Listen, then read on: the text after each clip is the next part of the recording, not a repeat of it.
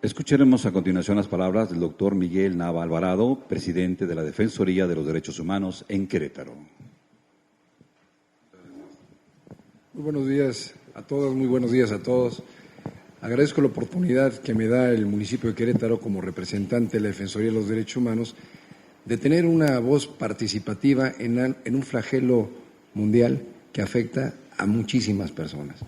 Qué bueno que seas tú, Marcos, el que estés propiciando estos foros de consulta antes de tomar determinaciones que pueden detonar inclusive alguna problemática. Qué bueno que existe con nosotros una Rosy Orozco, una incansable luchadora en contra de la trata de personas.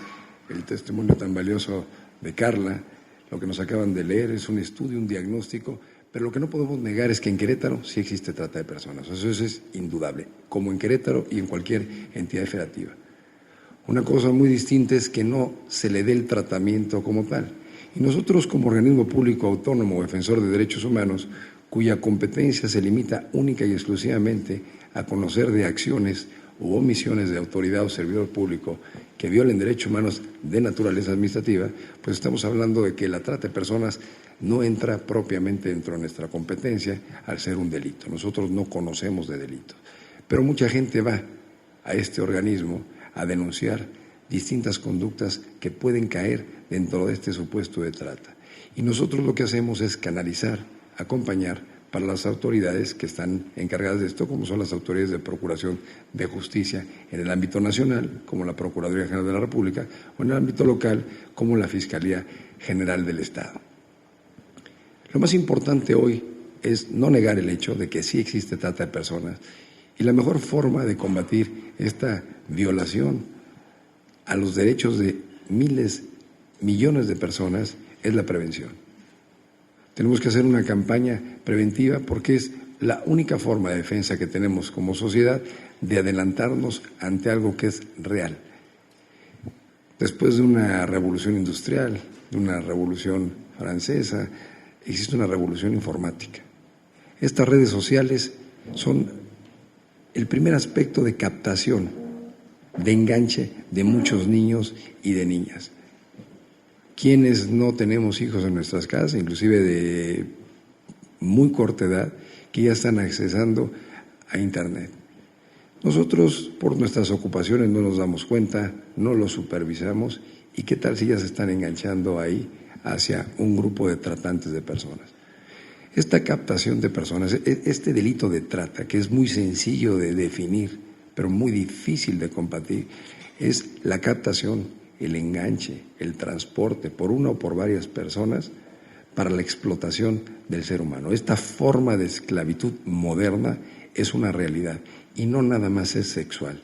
Aquí en Querétaro lo podemos ver en nuestras calles, esta trata de personas, porque estas que les dicen Marías, que las manejan, que las alquilan para pedir limosna, que a los niños los tienen sedados porque los traen a sus espaldas a un bebé, pues es una forma de explotación de una persona.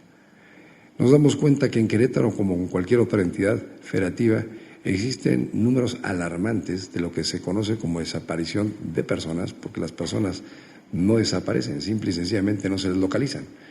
La no localización puede ser por muy diversas razones. Unas pueden ser de origen personal, uno ya no quiere estar en un lugar y se va, pero muchas otras no, y pueden tener una génesis, una fuente de un delito, una sustracción de menores, un secuestro, un levantón, como le dicen, pero también muchos de ellos son objeto de la trata de personas, de este comercio ilícito mundialmente afecta a todos, inclusive en el tráfico de órganos. Muchos niños en situación de calle que andan deambulando por el centro de Querétaro, por cualquier otra colonia, pues estos niños los demandan y quizá no sean objeto de esta explotación o captación para cuestiones sexuales, pero sí para sacarles algún órgano, porque es otra forma de tratar a las personas. Estos matrimonios forzados que existen en muchas comunidades, estas situaciones que muchas veces se van dando entre familias y costumbres, pero que derivan en una trata de personas. Vemos penosamente cómo en nuestro país todavía hay familias que consienten la venta de sus hijas. No nada más se trata hoy de mujeres, mayormente son mujeres, pero también son muchos hombres muchos niños que son objeto de este comercio humano, de esta esclavitud. Se ha tomado testimonio de distintas personas que han acudido a la Defensoría de los Derechos Humanos y que hemos hecho el acompañamiento. Sin embargo, ya no hay nada después de esa denuncia. No se dan números claros.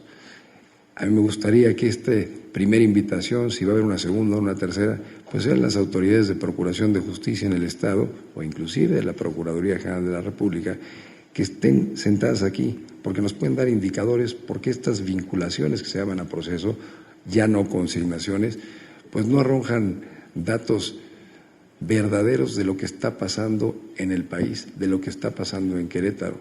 Muchas de estas organizaciones que luchan contra la trata de personas, tras de ellas están víctimas de trata, hombres y mujeres, familias, que inclusive nuestras autoridades en el ámbito federal y local, cuando son captadas, por ejemplo, menores de edad, de 15, 16 años, adolescentes, muchas veces por el novio, por familias completas que se dedican a la trata de personas, que llegan a entidades federativas y que eso hacen captar, engañar para llevarse a las niñas.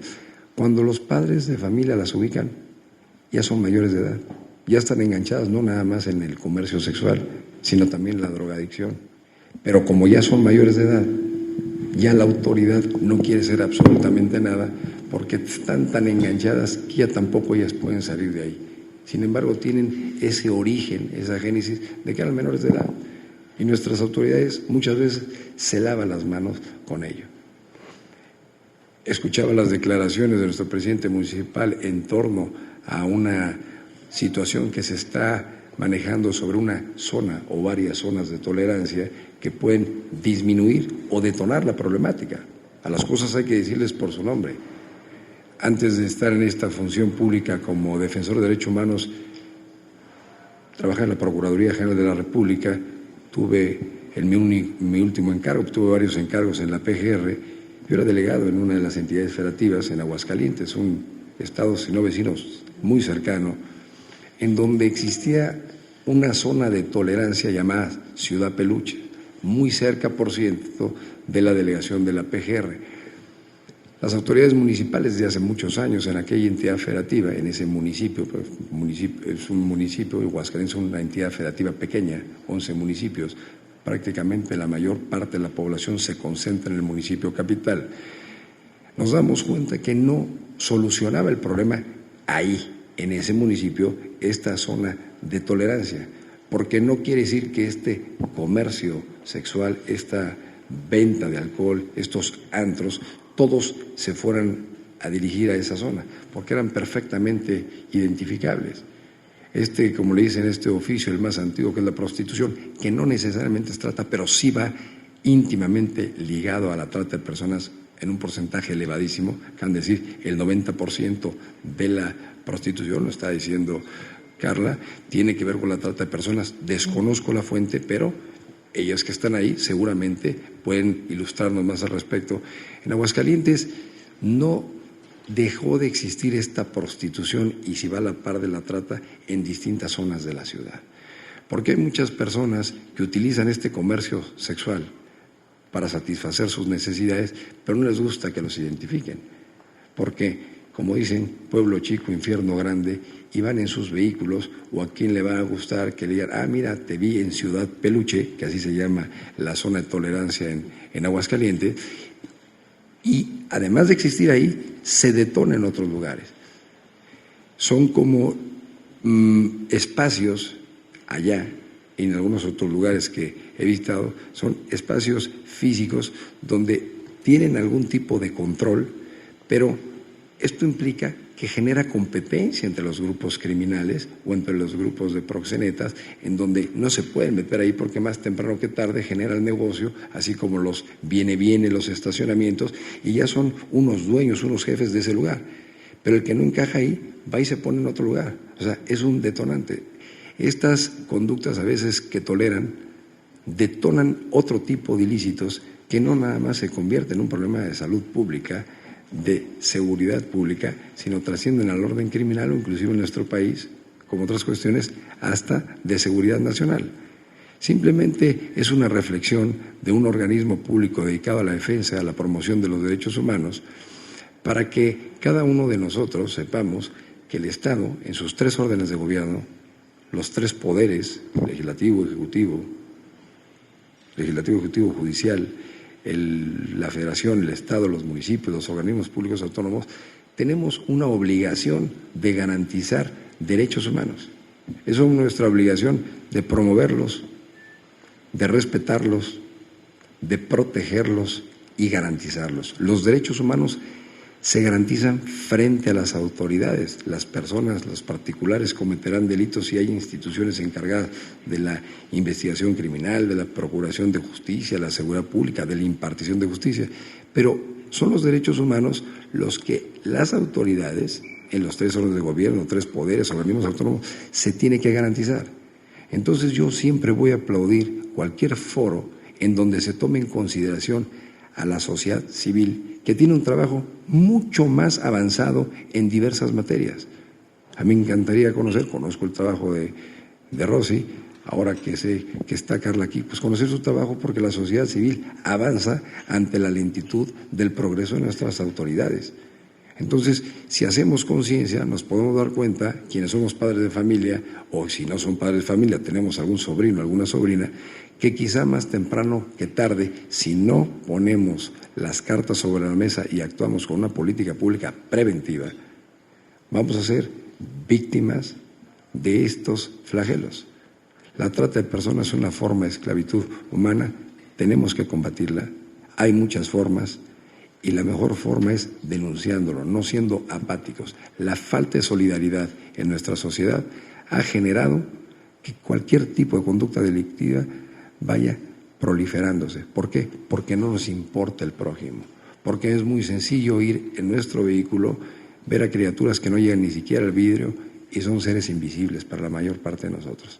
Cuando ese niño está siendo explotado laboralmente y debería estar primeramente con calzado, bien vestido, a veces con calor, a veces con frío, pero educándose, no en las calles de nuestra ciudad. Entonces, una reflexión de solidaridad, el exhorto a la denuncia, y la Defensoría de los Derechos Humanos de Querétaro, bueno, estará atenta en este como en otros casos de lo que hagan nuestras autoridades, tanto municipales como estatales, para que en caso de existir un área de oportunidad en la cual pudiéramos hacer algún tipo de señalamiento, pues lo vamos a hacer. Y obviamente nuestra función cerca de la sociedad civil organizada, a efecto de que nos nutra de su conocimiento, del trabajo que ha realizado, para que de manera conjunta, coordinada, institucional, podamos alcanzar estos logros que tanto deseamos en la prevención de los delitos y sobre todo en la protección de la dignidad humana a través de los derechos fundamentales. Muchas gracias, que tengan buen día.